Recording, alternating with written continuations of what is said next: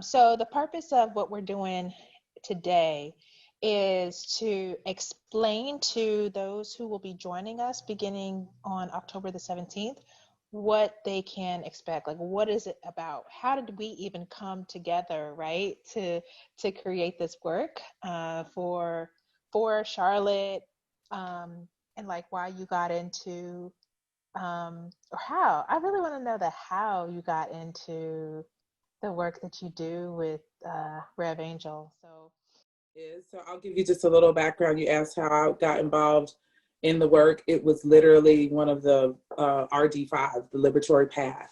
So there's the framework with inside that. So we Radical Dharma alums. That's what the gold is that you've just had land space, and the Liberatory Path is what led me to the land space. So I was participating in the awareness raising book discussion with dear sister and as Charlatan, like in the trenches with alongside us powerhouse Patrice Funderburg, and she was facilitating the new Jim Crow. And it was the third time Radical Dharma had been brought into my sphere. Prior to, I was working with AmeriCorps, the Domestic Peace Corps, on a project in Charlotte and building in and around social capital. So someone had given me the book then. I had come across, because I'm Buddhist, I'm really, I sprinkle myself and take things, and what is for me is my spiritual path. And that's how I walk in this world. Yes, Buddhists take a little bit from, just a little bit from everything, but I'm most at home in nature. So I always say that's my cathedral, that's my space. And I saw the merge of Radical Dharma Camp and Conversation was held at Shambhala Mountain Center 2019. So there was a strong urge, and my ancestors said, go, you need to be there. Wasn't sure why, and just, continue to follow up on it. Wasn't sure about the resources aligned. It's one of those, it's all this fairy dust is sprinkled. And I was on the mountain 2019, and it transformed everything, because I had come to a place where I was just extremely frustrated. And I didn't want to be the angry peace activist, that oxymoron. And I was just frustrated with the systems and how deeply steeped in white supremacy and how much harm was being done to communities in the name of help and safety. And so that's truly what led me to the work, because I was at a point where I was almost broken, just really burned out and wanted nothing to do with helping. I changed my major, shifted all of the things. Like, I don't like helping profession, just wasn't that space. And I needed some place to lock that or unpack that and walk through it and understand it. And my ancestors pulled me right to that place. That's how I will forever say that is what happened. And it just all came to head August, and I was on the mountain and got to spend a week with all three of the authors, Reverend Angel Kyodo Williams, Lama Rod Owens, and Dr. Jasmine Hines. And Ray, who was assistant, Cavalry, yes, the Radical Dharma cause, affectionately called co-authors. And just really was able to be in a collective of folks and understand what it meant to disarm yourself first. And that's what I was desperately seeking, the disarmament of myself, because I felt it in my body in a way that I knew it was harmful to my being. And I needed ways or a system and a framework is what it is to disarm myself. And that's what I found in Radical Dharma, and forever touched and changed. All the Kool-Aid was drunk and received and replenished and went back out just in nature with folks and in community, and how to be at the fray of where we are and how to have that conversation, the very real conversation around race and the intersectionalities and how it shows up in our bodies that we're so unaware of. We operate so much, that's the psychologist in me, so much implicitly that we, how can I formulate the efficacy that I need for myself when I'm not even understanding what I'm feeling, in my body, not even able to trust my bodies in a lot of states. So the disarmament is how it all began for me. I'm disarming every day. That is a process. But it's why I love Radical Dharma. It is, I believe it is truly the framework for liberation, as Reverend Angel has coined. Rev had been working with this community and was able to see just having Radical Dharma workshop, which is what's being done virtually currently right now, community coming together. And I was like, oh, we need that in Charlotte, and I I know immediately that started feeling. thinking, I know you that just like, feeling. and I was like, Yes. immediately start thinking of folks such as yourself, and like, who and how and how it's going to come to pass. And I believe this, taking the step to go beyond the book club, as Rev says, and how we did in the Great Radical Race Week, is the process of disarmament. And what really struck true to me and what I believe is, Rev, we can do it in a cycle of 12 and a half years. And I think it really aligned with my sole purpose of, like, I was always, trained as a facilitator of meditation and believe and wholeheartedly that the disarmament, the language is what, and the narrative is what Radical Dharma gives me to my emotions and my heart, that somewhere in there, I knew what we were facing as a collective. We could disarm ourselves as a people if we taught children not to arm themselves to begin with. So that was like my life. I was like, that's my life work. I know I've got something to do, and that's where it is.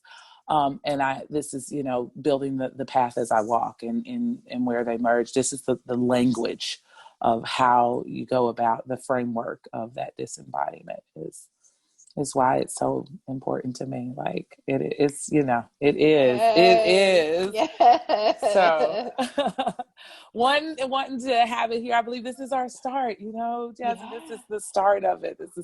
This is how we begin. Mm-hmm. And building that, because I know Charlotte has the ability, we have the resources. We just need to work on our intersectionalities. And I believe this is how we start that. Yeah, I feel you in so many points. I should have been like taking notes on like what to speak to, but we're just gonna be flowing today. So one thing that stuck out to me was when you said, basically what I heard you say is you got the calling.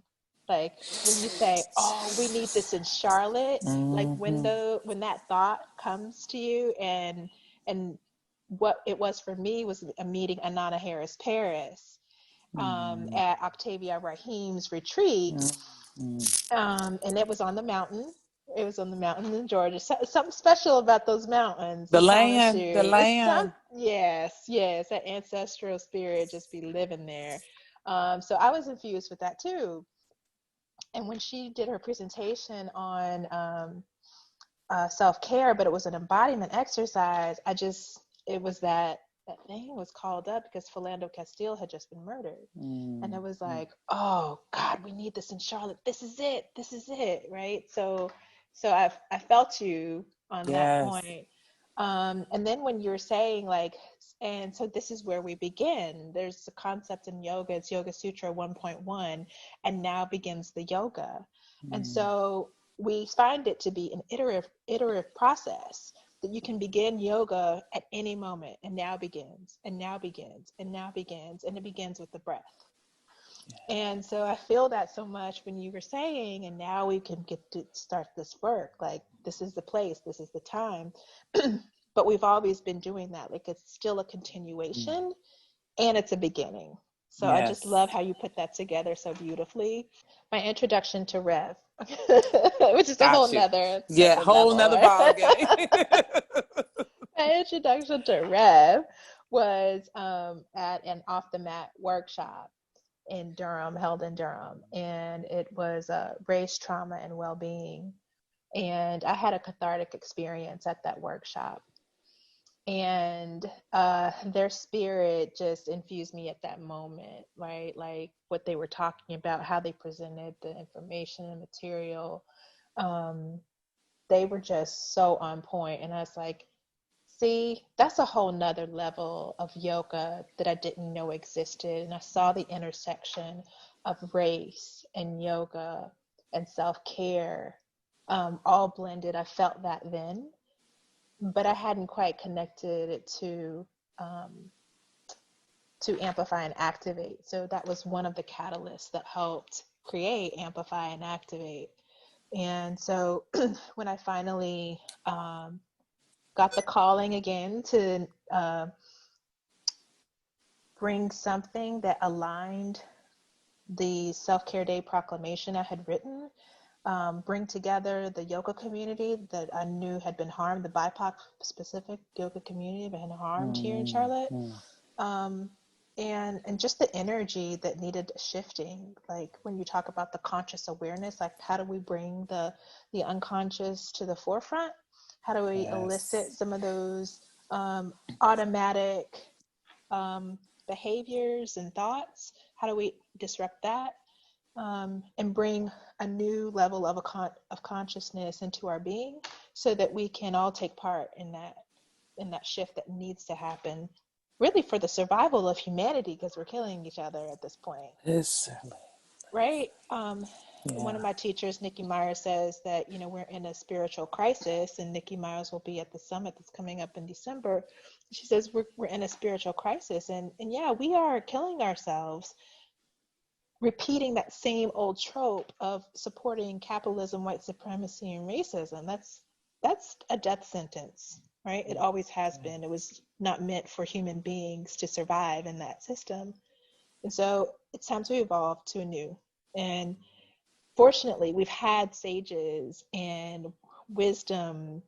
We've had shamans explaining to us the connection of spirit and what that is.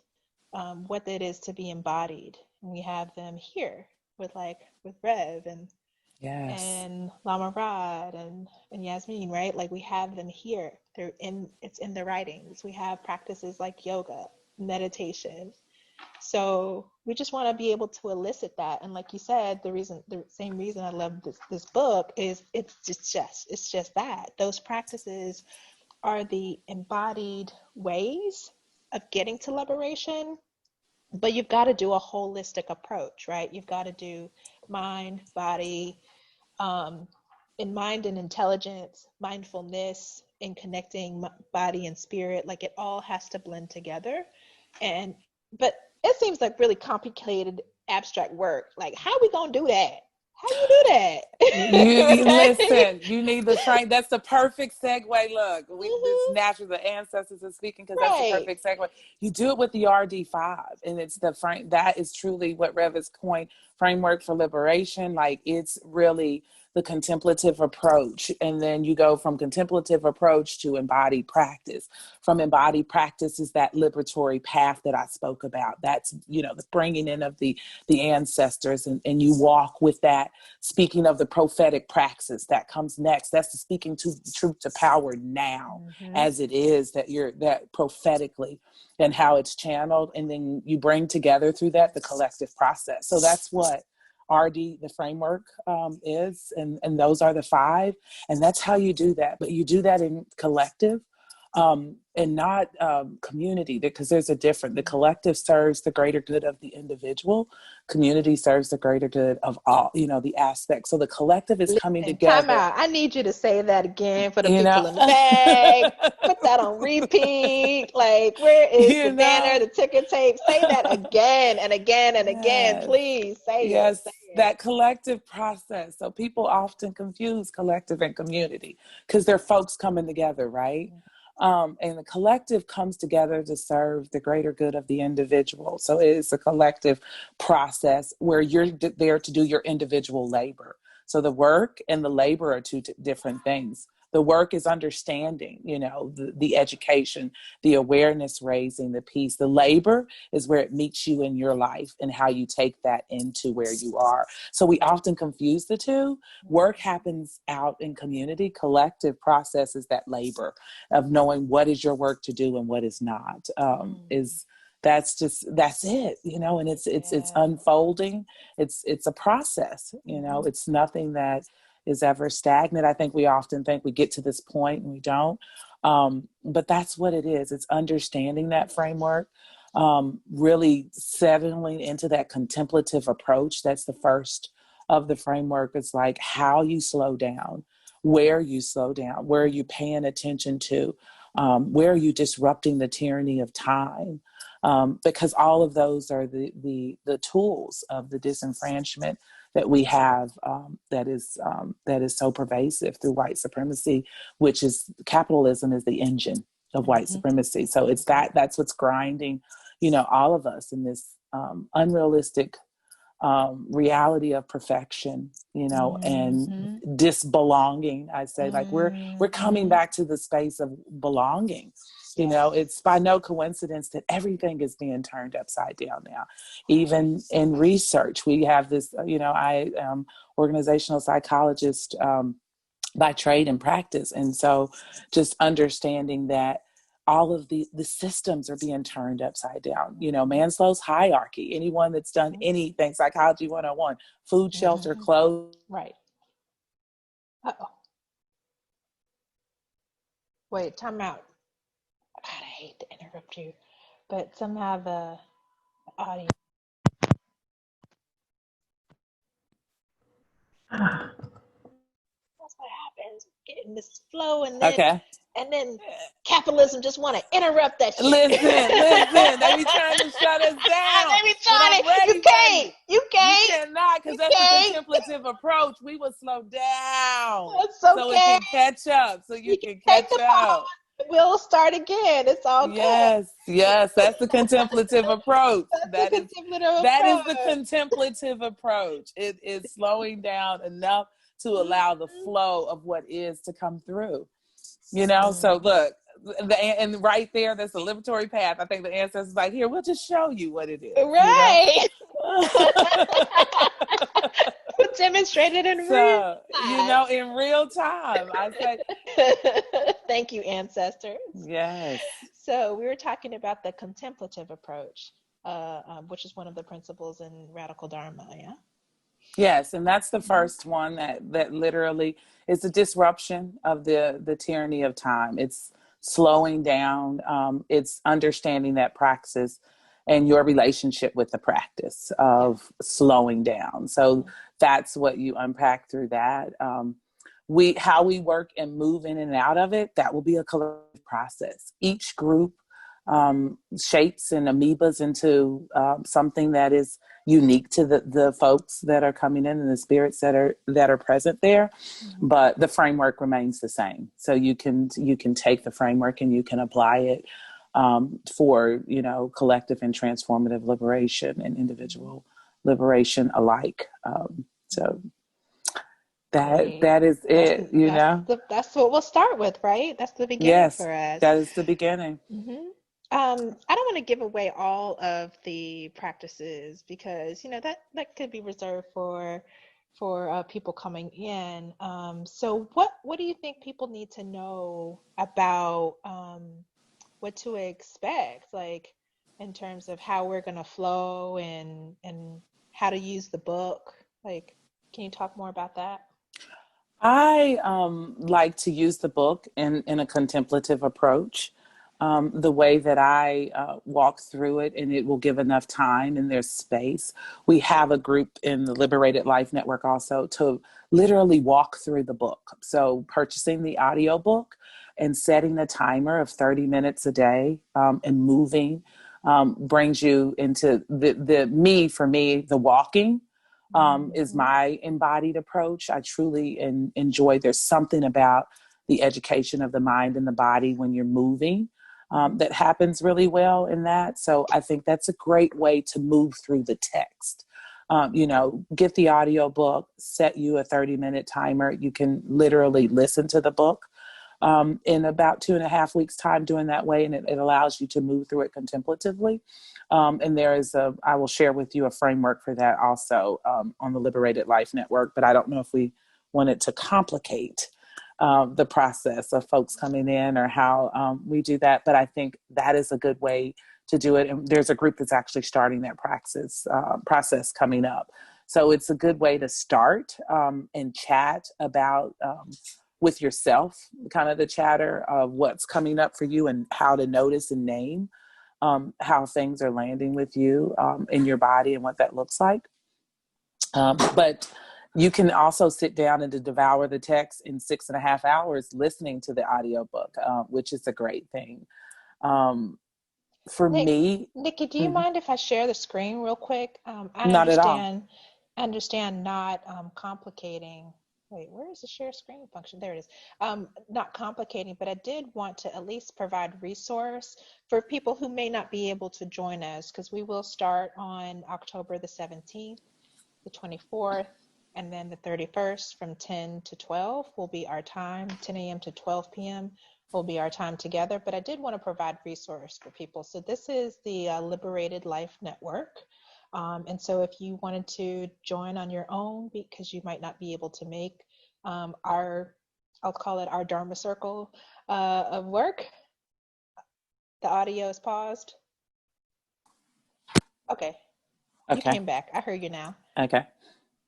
But yes, yeah. Please share. The Liberated Life is the resource. It's Reverend Angel Kyodo Williams. So it's the place to come to join. And inside of that, there is the Gather, Encounter, Transform Race Carolinas caucus that is starting the practice of the walking together. It's October is National Book Month. So this is like book clubs are coming together, and to me, it's a way to move the text in the body is truly the way to do that. Tuesday, Wednesday, Thursday, 11 a.m. Eastern Standard Time, 9 a.m. or 8 a.m. Pacific Standard. That is a place where you can come and sit. And that's a Buddhist term of what we call meditation. The Buddhish call meditation. The Buddha has called sit. And just, it's a space to come in, but also where you can re-land the conversation in community. The process of disarmament is what I will say, radical Dharma in this space. When we're coming together, it is where you will begin your personal process of disarmament. How that unfolds is going to be your walk, and it's building the road as you walk, the airplane as you fly. It's gathering your resources, also gathering your people. And that's a big piece of disarmament, because you can disarm yourself, but you're alone in your disarmament if there's not a collective process to that. And I will not allow my liberation to wait. So there's that, there's those two. Until exactly, right? So you can understand the language that will be used, and what the basis of our praxis will be. The use of language, so you can get ready to hear all of the things happening. So tell us more about the Great Radical Race Read. You want to share more about that? Yes, I will also say that the book club can begin it's not race training 101. I will say also too. It's beyond. Say that again. You're gonna need to enter the space with some background into where you land in the spectrum of this and how you identify, and some truth around that, truth around the privilege of that. If you have that truth around, does it, how you are landing in that, and the willingness to share that truth, I believe, is where, we offer that. So it's not I'm going to show you slides and point you in the direction you need to go, but we're definitely going to have conversation, and you arc yourself on the path of liberation. Right. So people that are familiar with Amplify and Activate, they're not the one-on-oneers, right? Mm-hmm. And we know that in this effort of gather, vibrate, and activate, we're attracting a different audience, a broader audience. And it is understood that you come into this space having, if you're afraid of talking about race, or if it's triggering to you when you hear us talk about white supremacy, if we say terms like defund the police and you're uncomfortable with that, this might not be for you. You might not be ready for that. So we invite people to do their own work and assessment for that. We're here for liberation, and liberation is not a politically. We don't play respectability politics around our liberation. And liberation can be as comfortable as it is. It can be uncomfortable for others, especially if the space for imagining liberation for folks. This is I'm loosely and badly quoting Reverend Angel, but like just the space of imagining liberation for bodies that there was never liberation imagined for. Literally, Rev gave a talk on this on Wednesday night, and so that friction that you come up against with what has been and the imagination of what is possible, that is where you.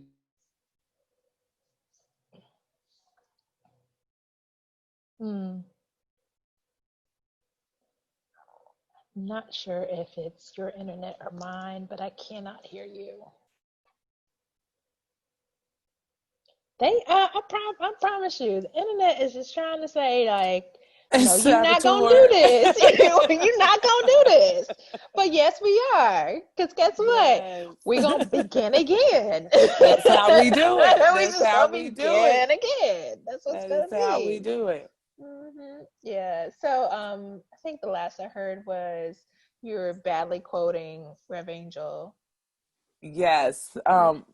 When I say that, and I don't know the exact quote because it literally came from a talk Wednesday night, like 2 nights ago.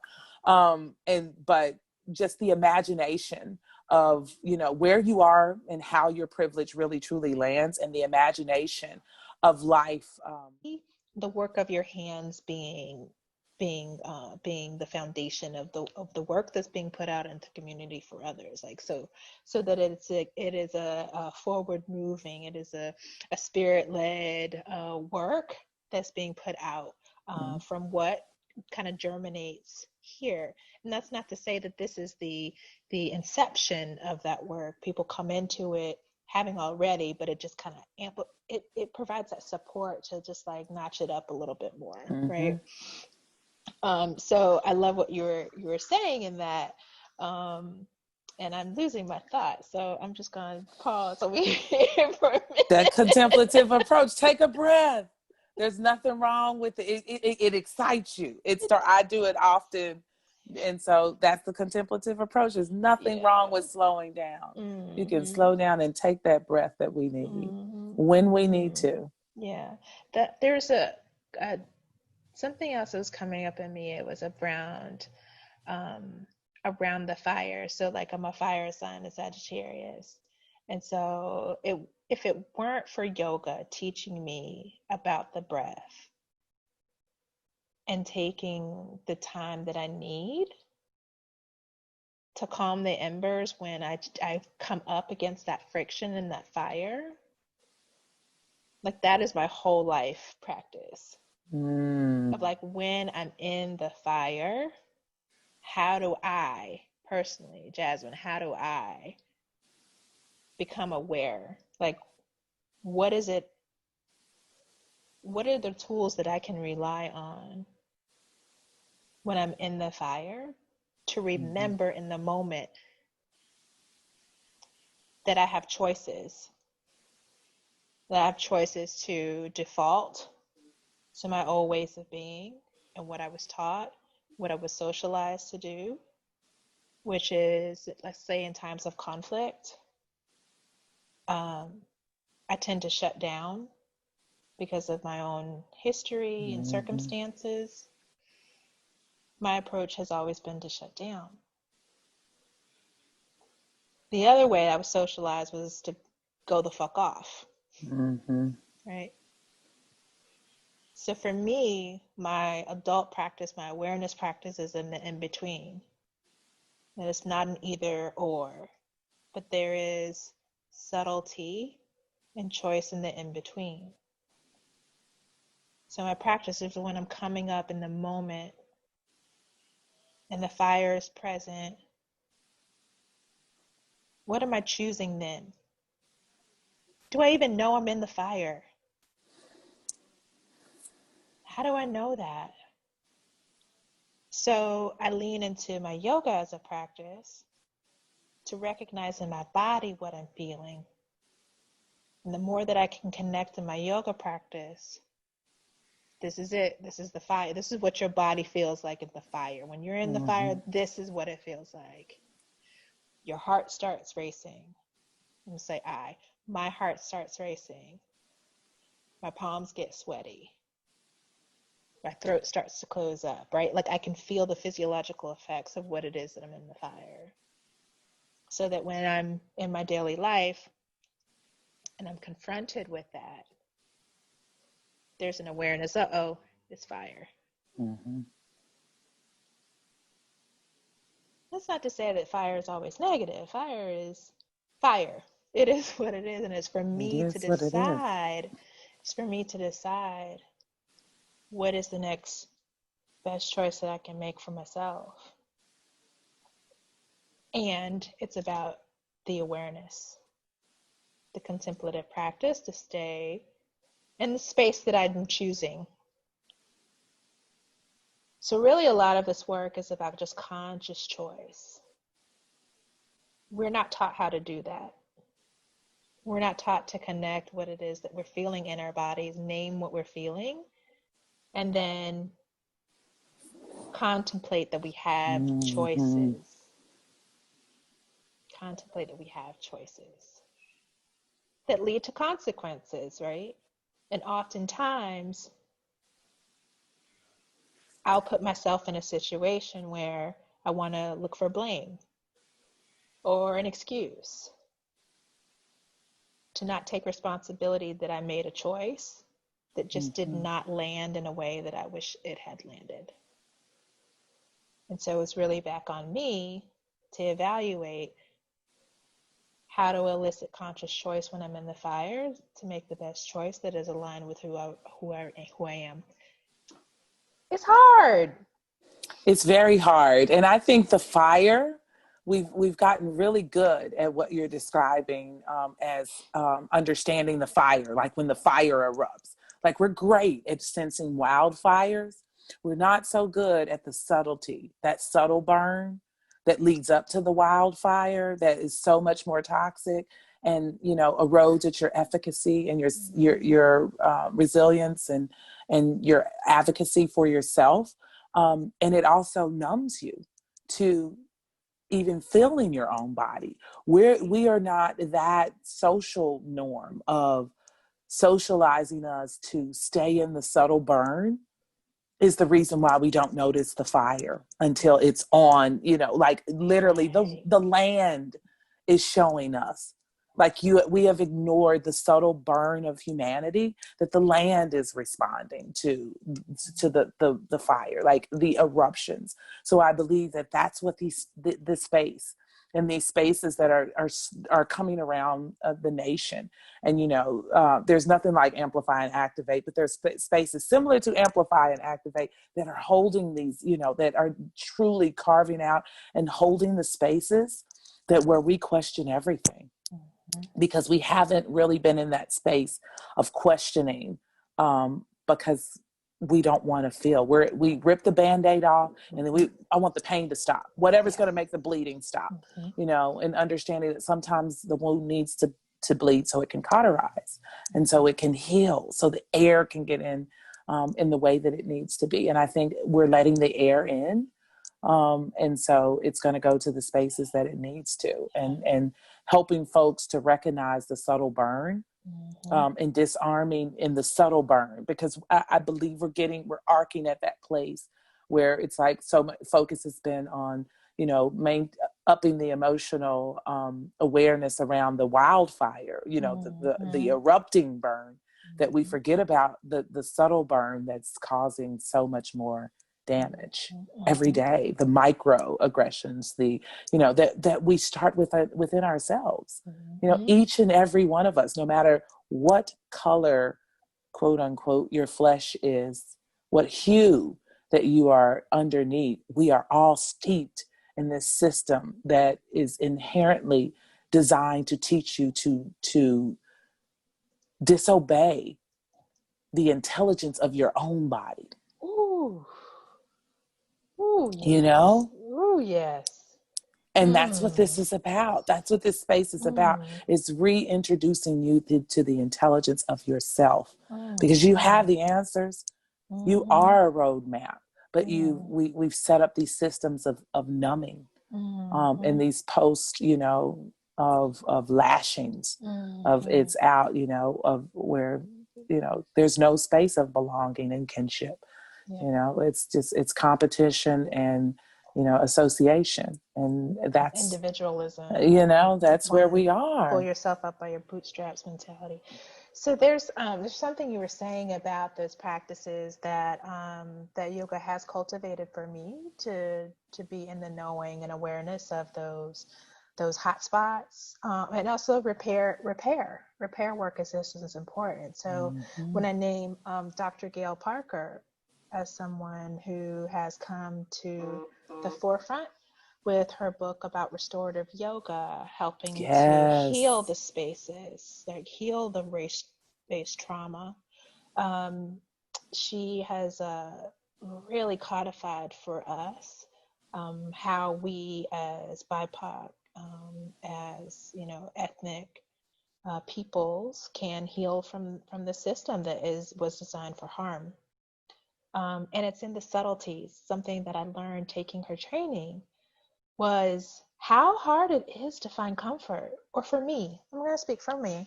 Like, it was very hard for me to find comfort. And I'm like, why is it like, is this what comfort feels like? Well, if I move my body this way, is this what comfort feels like? So finding comfort and then knowing that I deserved it. Knowing that I deserve comfort, because the bodies like mine, the way that I have had to move in certain spaces, it is not comfortable. Having to be the only Black person, you know, having to show up, having to be in corporate, in all these spaces, right? I live a life of discomfort always. So it's surprising and it's not surprising for me to have been in the space that she cultivated. Was so beautiful through Keisha's studio, that you deserve comfort. And her voice is so soothing, right? And so she stays with me in my heart when I'm practicing my restorative yoga, to recall within that inner voice within that says peace. Like, this is what peace feels like. This is what peace. And so how do I cultivate that more and more and more? And I'm grateful for that, because she's taught me how to do that. Her book has taught me that. And that's where I can find the healing, right? So in Amplify and Activate, we say that harm and healing happen in the same space. Yes, they do. Yes, they do. And I think Rev Angel Kyodo has similar message in Radical Dharma, right? Like when we talk about the work and the labor, but we talk about the liberation, right? The liberation is like the comfort in knowing that there's an end. Like, there's an end here, an end meaning an end of the harm. Yes. The end of the harm is the liberation, which is the healing. At the end of the and even in the work is the healing, right? Like, it's a beautiful continuum. It's the labor, the work that you know, the work is identifying, I feel like, the harm and understanding. You know, the labor is the healing process for which that you walk yourself through, it's a continuing process, because it's a process, especially for Black women, you know, and I stand in that it's a process, no matter where on the spectrum that you are, that we stand in a nation that it was legal to cultivate our harm on every level. There was not any space of our mind or of our body and of our spirit that was not occupied by someone prior to ourselves for centuries. So the disarmament of that in of itself, like walking into the space to understand that, is the, is my slow burn, and understanding that the friction and the allyship among those is like who is showing up for that as well, because that is the real work. Like that is the truth. We want to get straight to reconciliation and resilience, but we cannot bypass the truth, which is fundamental in justice. The justice in reclaiming our bodies is where we are right now, and the rest will follow. Yeah. The rest will follow, because once you know how it feels and how it lands in your own unique, beautiful imprint that's here walking now, you won't want to put that on any other body. Right. You just will not. It's irresponsible. You will feel it in your own flesh. And I'm and glad that is what we're beginning. That's that process. Right. Because we have that historical harm, right? From J. Marion Sims, the father of modern gynecology, that experimented on our bodies in order to bring forth this modern science, but with no anesthesia, like with None. The perception that Black women can endure pain at a higher rate than white women. We were enduring the pain because the alternative was death. We were trying to survive. It wasn't that we had this magical chemistry because of the color of our skin that we could tolerate more. It was because we had to. And the acknowledgement of that, the acknowledgement that harm is still there, is still in our system. It is pervasive to this day. It is still in research to this day, that there are doctors, medically trained, certified doctors that believe that, that still believe that, and know against all their training, that is what you're unpacking. That friction of like, wait a minute, I feel this, but I know that this is right, but I'm feeling this, and how can I get this and show up for someone to understand, the humanity. It's been ripped from us. We are in the process of the reclamation of reclaiming our humanity. That's why it happens in the body.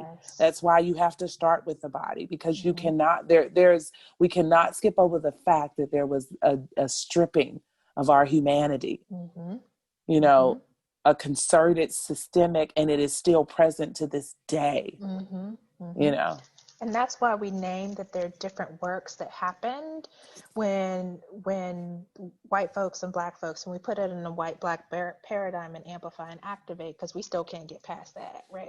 And when I say get past that, we still haven't learned like how to work in community with that, right? That the existence of this Black-white paradigm, and for white-bodied people, it's their work to unlearn the white supremacy that exists, that was their inheritance. Right, the inheritance of a mind like Jim Marion Sims that said, that Black people or Black women have a high pain tolerance. You have to get rid of and unlearn those implicit and historical narratives that live in their bodies. And then for BIPOC, it is unlearning that we have to tolerate that, unlearning that we have to always be in survival mode. The survive and grind and hustle mentality is a internalized oppression that we have to unlearn for ourselves. So it's the same work towards liberation, but it just looks different for us because of the way that we were socialized and the way that the design of this country exists today. So I think that the benefit of reading this book will bring forth like those individual works and how they look different. But it is for the individual, right, to uncover it for themselves based on their unique positionality as a human being, so that we can all come to this intersection of respecting and honoring humanity and move into the new dimension that we were intended. Our spirits thrive. Where our spirits thrive. Completely. It's the same work, but very, very different and unique labor. And I think that we're at that point where we're teasing apart the work from the labor, because labor is a very individual process. You're birthing something that is uniquely for your imprint. Work can encompass, we all can work towards the same thing, but our labor is very different in that. That is, the beginning of this space. So. Yes. Oh, I'm so excited. I'm so excited. Now listen, Yes. the way that we met, it was really interesting too. Like I said, I didn't realize that you had a degree in organization psychology. That was something that I had missed. I have a degree in psychology and then another one in education and organization development, which is like the people Same. side, right? Yes. The people side of business within the systems of white supremacy and capitalism. So how does that operate, right? And it's interesting that we came together in time, in the universal time, not the tyranny of time, right? Not the tyranny. Not the tyranny, but in the spirit of time. Yes. To come together, because I know that Rev Angel had tapped me to say, hey, this needs to happen in Charlotte, just so you know. And I was like, okay, I don't know how to do that. I gotta give me some time. You know how to do it. Yeah. But when Rev Angel taps you, be like, okay, Listen. okay, we're doing this, yes. And I'll get back to you. I know. It's like, we really doing this. Okay. Yes. I'll be right back. Yes. And so it's so beautiful that we have come together to join forces to help move that work forward, because it has been a part of my practice, it's been a part of your practice.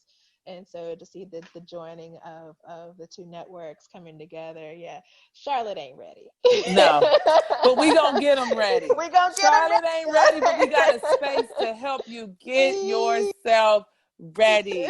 We really do. Yeah. We really do. It is like, it's good to have, like, I feel like in the midst of it, the piece of the work for me was never really, I guess, not owning the home, I don't even know, but the home, the space, like amplify to activate, that's the radical Dharma. Like in my mind, I was like, okay, these agencies, Yvonne's Place was the other one, and then amplify and activate for the yoga union of it. Cause I was like, there's a part of it that brings, Yvonne's Place really holds on to the theologian side of it, but moving from that African Methodist to like spiritual practices, and how the transformation of what we know as religion is, transforming into spirituality, and that how you can start to really have this crisis of the spiritual crisis that we're in, and, really talking about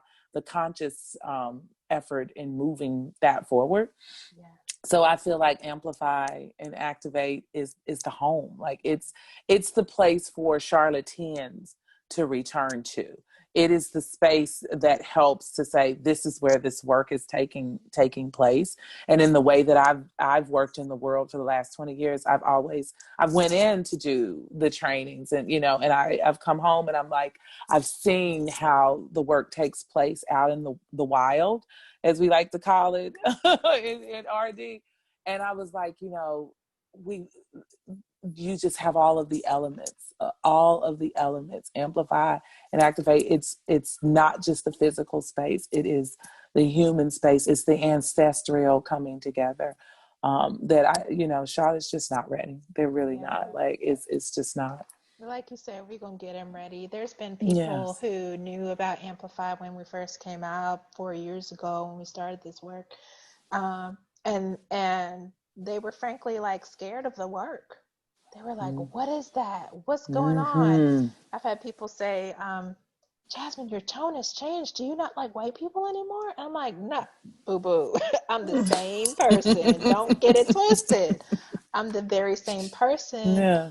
I just think that we can do more, Yes. that we can be better, and I know that, I'm speaking to people's spirit and soul and humanity, Mhm. that is not yet awakened to what I had hoped not to be here. I Yeah, hope we had, exactly. I had hoped, but unfortunately I saw, and so we had to make a more aggressive approach to help people return back to their own humanity and see for themselves inside, do that work on the inside, so that when we become outward facing, it just looks different than what we had been doing. We had to change the trajectory of that.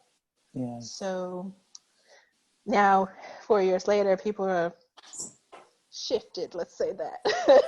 People have been How shifted. quickly, we went from going like it taking 10 to 15. I'm dating myself, but I remember like coming into the way of the wizard and, seven spiritual laws and all of those like 25 years ago. Mm-hmm. And we were the weirdos in the corner, for it Yeah. feels so good to come out of the spiritual closet is how I feel. I was like, and understanding again, I'm a person that is most home in my cathedral. I tell everyone it's in nature. Like I am so at home in that space, but I understand that there are tools and there's practices, and I've collected those. So I feel like that, we're all coming home Yeah. to a space and amplified. We're all coming home to a space. I believe that's where she left off. It'll come back. The audio just comes in and out. But we got patience. I told y'all these white supremacists, cyber bands don't want us to survive, but we gonna be all right. Listen, we got 10 more minutes to wrap up this conversation. It's all So we're good. going to pause because I guess they saying don't give all the children all the news up front. Don't give it to the babies all at once. They Not got to take all it at once. Just not one all baby at step. once. One One bite at a baby step. time. Come on, we baby stepping our way through this. So that's all great. So awesome. So what we hope is people will go to the website, they'll see this, they'll vibe with it. And they'll be encouraged to sign up for Not Your Mama's Book Club or Grandmama's Book Please Club, go right? Or beyond the book club. beyond a Yes. book club model, but really it is a liberation circle that we are creating. So if you want to be a part of this conversation, contribute to your own liberation and healing, come and hit us up on Amplify and Activate. Um, all the stuff is on the website, so you can find us every Saturday from 10 to 12. We'll be hooking it up, and my friend, my comrade, my spirit, Yes. Ken, will be helping walk us through Mm-hmm. this book, Yes. because I've not done a book club on this, but Nikki's done this before, so we're in good hands, Excited and as you can ready. tell. Mine is ready. I got some highlights in here. Listen. But yeah, we really gonna dig in, and I cannot wait. I'm so happy, Yes. beyond belief. I feel at peace, to have known you and to welcome you into the space and my spirit and to amplify and activate. Thank you so much for your time and energy and transformational work that you've been doing, and now we get to do together. I'm so Yes. I'm so good. So grateful. So grateful. Thank you. Mhm. And into the space. Yeah, to the space. All right, we'll Yes. see you. Yes.